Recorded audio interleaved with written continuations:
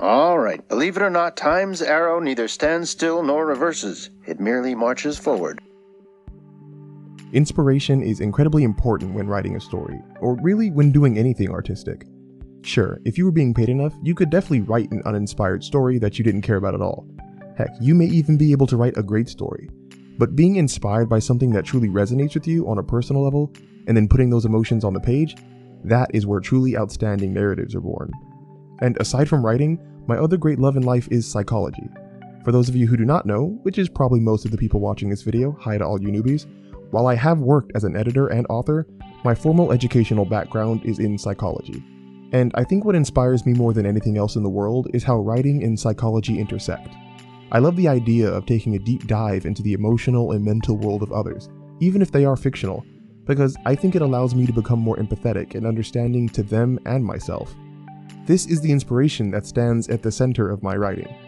Interestingly enough, in season 4 of Bojack, there are 2 episodes in particular that make me think the creative team behind the show, or at least one person on it, has the same inspiration that I do. Now, if you'll indulge me, in a moment it's going to sound like I'm going off on a Psych 101 tangent, but trust me, what I'm about to say does relate back to Bojack. Let's head all the way back to the mid-20th century, when a man named Robert J. Lifton had just graduated from New York Medical College. Robert J. Lifton would go on to become a renowned psychiatrist, and an early endorser of the techniques of psychohistory. Now, psychohistory is the study of the psychological motivations of historical events, and its core subject matter revolves around childhood and the family. Psychohistory derives many of its concepts from areas that are perceived to be ignored by conventional historians, in particular, the effects of parenting practice and child abuse. Psychohistorians believe that unconscious flashbacks to early fears and destructive parenting could influence both individual and social behavior. Robert J. Lifton's beliefs in psychohistory were inspired by the times he lived through and his profession. Robert was in his mid-teenage years when World War II started, and when he became a psychiatrist, he worked with the US Air Force in Japan and Korea, interviewing former prisoners of war. He wanted to find a reason for the atrocities that ravaged the world across his lifespan, and psychohistory provided him the answers that he sought. But Robert J. Lifton was not just a psychiatrist. He was an author, and he used his love of psychohistory and life experiences as inspiration for his work. One such work of his was The Nazi Doctors, a book about the involvement of German doctors in World War II extermination camps. In the late 20th century, Robert J. Lifton gifted a copy of this book to his friend Martin Amis. After reading through The Nazi Doctors, Martin Amis became inspired to write his own book. It was a fictional novel about a German Holocaust doctor, though told in reverse chronology, meaning the character became younger and younger during the events of the story, giving the reader the ability to explore what formed the Nazi doctor into the man he was, running in line with psychohistory's focus on childhood and family. This novel was called Time's Arrow, and it opens with the lines, "I move forward." The Bojack Horseman episode Time's Arrow is not only inspired by the book of the same name, but by the inspiration for that book. Crackerjack Sugarman, Beatrice's brother, goes off to fight in World War II, and is unfortunately killed. This causes a chain reaction that affects and ripples throughout the Horseman family for generations. This exact phenomenon was what Robert J. Lifton was so interested in with psychohistory. The cyclical nature of how familial relationships can cause events like war, and in turn, how wars can affect familial relationships. This inspiration and this level of detail and research is what it takes to craft truly impactful, organic narratives.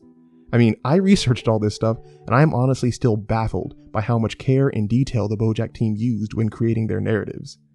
And if you think this seems really difficult and intricate, it's because you're right. I'm not going to sugarcoat this. Writing on this level is really hard, but that is what makes Time's Arrow world-class storytelling. There is a reason that it is the second highest rated episode on IMDb. And do you know the only episode rated higher than it? Free Churro, which again focuses on the effects of childhood and the family, and is only made possible because of the excellence of Time's Arrow. Oh, and just because I like to beat a dead horse, pun halfway intended, the 5th highest rated episode is The Old Sugarman Place, which is the setup for the 2 highest rated episodes, and again, focuses on childhood and the family. And of course, not every subject or narrative needs this level of effort, but some really do. Mental illness is a very powerful topic, but also a very delicate one. If you have a theme of similar weight in your story, research with care, because unlike some other subjects like getting a leading movie role or trying to become governor, Many people can relate and are personally invested in stories of mental illness. They are sensitive to your position because you are basing your story around something that directly affects them. Your narrative has the power to shape perceptions, and quite honestly, it is your responsibility to become educated enough to mold people's opinions correctly. But in tandem with investigative research, don't be afraid to draw from your personal life for inspirations in your writing. If you couple what research you have done with what you have experienced yourself, you will be rewarded with a unique, compelling story. The team for Bojack took this approach. Producer and writer Kate Purdy says, "We did do research about dementia, and also drawing from personal experiences with our family members. We talked a lot about our own experiences in the room, and we talked about our own memories and compared how our memories work." And the best way to instill emotions in your audience is to create points in your narrative that are inspired by what makes you emotional. Though they can be uncomfortable to dredge up, by basing what you can in your narrative on personal experiences, you can draw from a genuine well that can neither be cliched or contrived, because it is real. You can use your experiences as inspiration for narrative nuances that no one else might think of. Kate Purdy did this exact thing when creating the doll that young Beatrice is so attached to. "I had a great aunt who at age 93 developed breast cancer and was in the hospital for it. She had dementia and she kept asking for her baby. My grandmother, her sister, was heartbroken and went and got her a doll and gave her that doll. That pacified my great aunt." And even if you don't have powerful personal experience to draw on, there's absolutely nothing wrong with taking inspiration from someone else's work if it truly resonates with you. Show creator Raphael Bob Waxberg has stated taking great inspiration for Season 4 from the poem "This Be the Verse," written and here spoken by Philip Larkin. They fuck you up, your mum and dad. They may not mean to, but they do. They fill you with the faults they had, and add some extra just for you. But they were fucked up in their turn by fools in old-style hats and coats, who half the time were soppy stern, and half at one another's throats. Man hands on misery to man. It deepens like a coastal shelf.